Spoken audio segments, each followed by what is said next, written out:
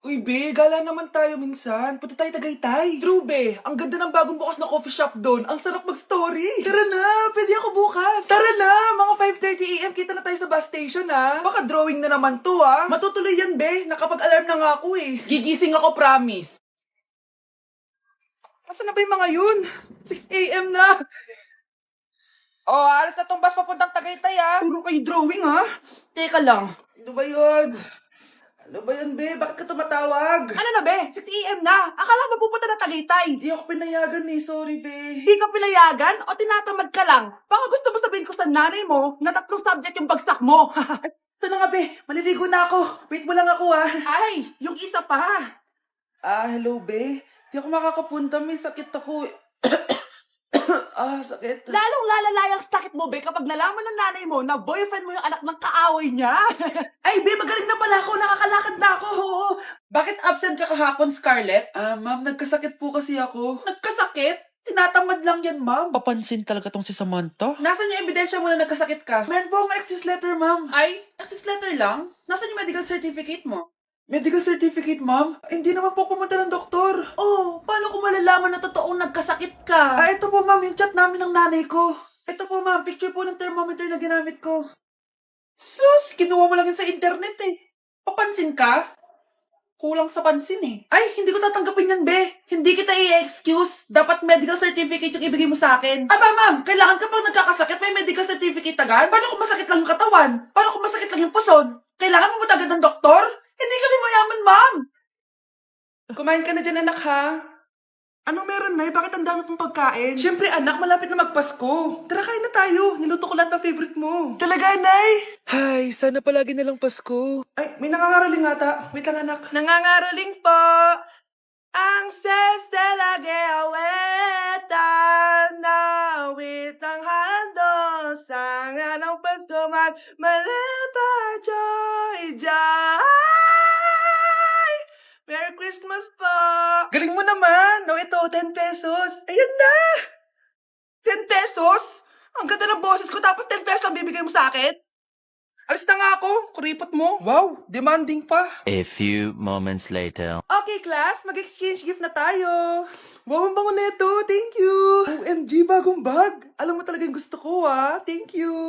Nasaan na yung exchange gift ko? Wala yung ka-exchange gift mo, be. Absent siya. Bawi ka na lang next year. Okay, next, Scarlett.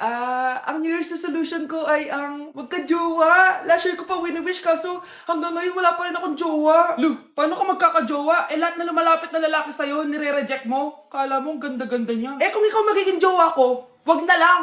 Mamatay na lang ako. Tama na yan. Samantha, ikaw na. Ang New Year's resolution ko ay wala. Dahil sobrang perfect ko, no? Feeling naman nito. Ako kaya yung pinakamabait at pinakamaganda dito, no? Ang pinakamasamang ugali. Anong sabi mo? Totoo naman eh. Dapat ang New Year's resolution mo, ang maligo ka. Puro ka make-up, ang asim-asim mo naman. Ganon? Ang New Year's resolution mo dapat ay ang mag-toothbrush ka. Dahil ang baho na hininga mo, lahat ng crush mo, nata-turn off sa'yo. Kumpara naman sa'yo, be. Itsura mo pa lang, nata-turn off na sila. Walang hiya ka? Manda ka sa akin pagkatapos nito. Ang New Year's resolution ko ay ang ibagsak kayong dalawa. Si tatay nga! Yay! Nandito na si tatay! Mga anak, namiss ko kayo! Namiss ka din namin, tay. Huwag ka nang babalik sa abroad, ah. Hindi ko na kayo iiwan, mga anak. Yes! Di na babalik si tatay sa abroad! Oh, ito. May regalo pala ako sa'yo, Scarlett. Wow! Ano kaya laman neto? Eto naman, gumastos ka pa. Hayaan mo na, mahal. Ngayon lang ako nakabawi sa mga anak ko. Meron din ba ako regalo, tay? Siyempre naman. Ikaw pa ba makakalimutan ko, Brianna? Oh, ito. Yay! May regalo din ako! Oh, matulog na kayo, ah. Kami naman ang tatay mo yung magbabanding. Sige po, nay. Matutulog na kami. Bubuksan ko na to. Tara na, mahal. May pasalubong din ako sa'yo sa kwarto. Tara na, mahal. A few moments later. Anong oras na? Bakit tumatawag si tatay? Hello, tay? Scarlett, umalis na kayo sa bahay na yan. Isama mo kapatid mo pati nanay mo.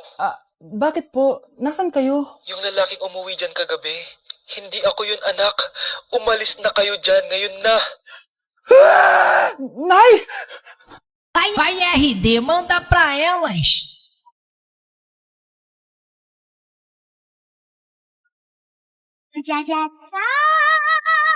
Nay!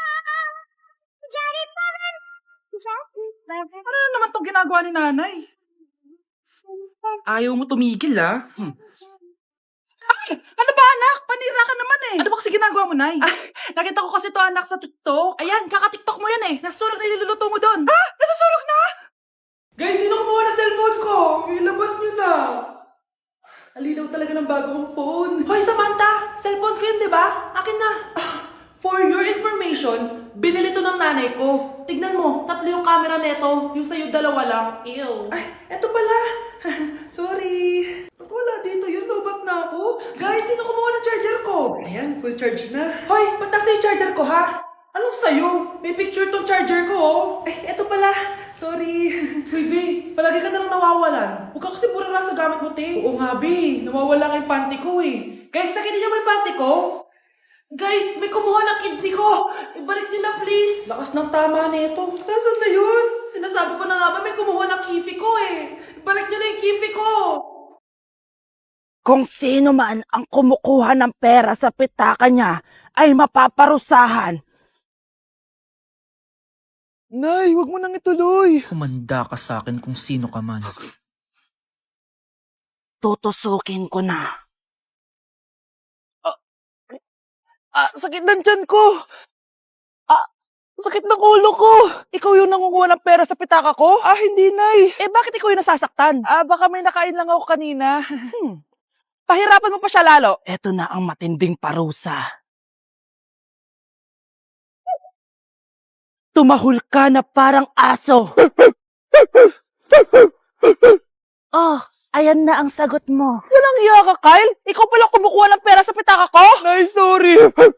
Humanda ka sa akin. Halika dito. Nay, wag mo. Halika dito. Itatali kita. Nay, sorry. Hay, bayad niya. Nay, anong ginagawa mo dyan? Pinapainit ko lang to lutuan natin. Uso kasi to, anak. Uso, Nay? Bakit di na lang doon sa kusina?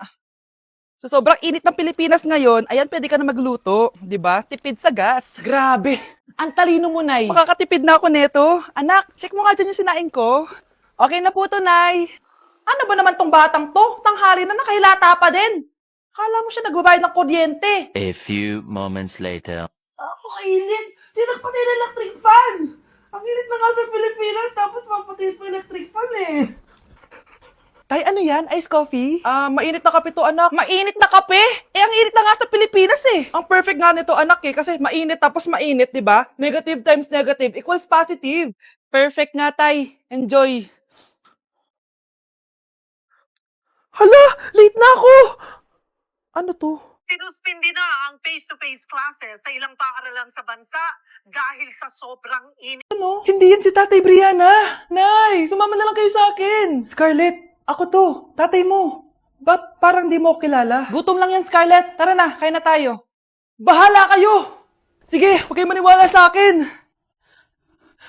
Tay, hindi sasama si nanay tsaka si Brianna. Ayaw nila maniwala sa akin. Hayaan mo na. Susunduin kita sa harap ng bahay. Tay, lalabas na ako. Sarap talaga ng luto mo, mahal. Tay, pagpasensyahan niyo na si Scarlett, ha? Palagi kasi nagpupuyat yun, kaya ganyan siya. Nasaan na ba yun? Huwag kang mag-alala, Scarlett. Safe ka sa akin. Tay, salamat. Niligtas mo ako sa kanya. Hawak ko na siya. Very good. Teka lang. Bakit wala dito si Scarlett, mahal? Pabalik na yun, mahal. Sige na, kumain ka na lang dyan. Sige. Kain na tayo. Gaganti na ako sa mga panloloko mo sa abroad. Munda sa akin yung anak mo sa labas. Nay, anong ulam? Ano nang ginagawa ni nanay?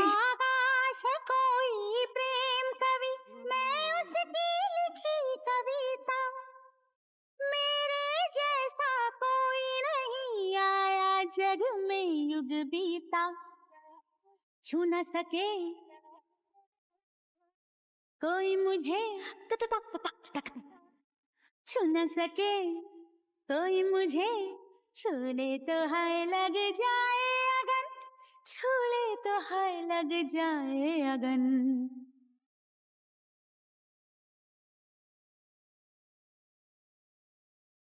जा जा रे जा जारी पवन सन सनननन सन सनननन जारी जारी जारी जारी पवन Mas inuna pa niya magganyang... Oh, anong meron? Mag-review ka na rin, be. May long quiz daw. Excuse me? Hindi ko kailangan mag-review. Stock knowledge lang. Wow, stock knowledge. Spell mo nga. Watch and learn. Okay, class! Ready na ba kayo sa long quiz? Sana madali lang. Bago tayo magsimula sa exam, isa lang ang rule ko. Bawal mangopya. Are we clear? Opo, Yes ma'am. po. Okay. Okay, let's start. Get one whole sheet of paper. Ma'am, 1 whole po ba? Minus 10 ka na agad. Okay, class. Time's up. Pass your papers. Sana pumasa ako. Nakakalito yung bandang huli. Ano kaya magiging score ko nito? Ikaw, Scarlett. Ako? Feel ko nga bagsak ako eh. Okay, class. Mag-a-announce na ako ng scores, okay? Hello, yun na. Cheska, 12/20. Munti ka lang bumagsak. Miguel, 14/20. Pwede na. At Scarlett, perfect! Wow, paano nagawa ni Scarlett yun? Bakit niyo po kami pinatawag, Nay? Kung hindi ko makikita yung phone ni Kyle, hindi ko malalaman yung pinagsasabi niya sa akin. Lagot tayo, ate. Kung san-san mo kasi nilalagay phone mo, Kyle. Nakalimutan ko eh. Mag-umpisa tayo sa'yo, Kyle. Anay, puro na lang itlog at hotdog niluluto ni nanay. Mas masarap pa magluto yung kapitbahay natin. Sige, next time, ipagluluto kita na sinigang na hotdog. O ikaw, Brianna.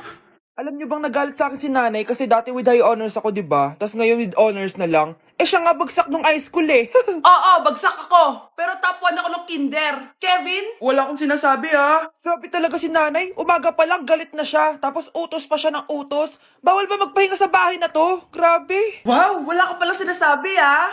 At ikaw, Scarlett? Yes, Nay. Mga be, alam niyo bang galit na galit sa akin si nanay dahil daw nag-boyfriend ako na maaga? Siya nga maagang nabuntis eh. Di naman ako naggalit sa kanya. May problema ka ba sa maagang nabuntis? Wala akong problema, Nay. Idol nga kita eh. Ha? Anong idol? Buntis din ako.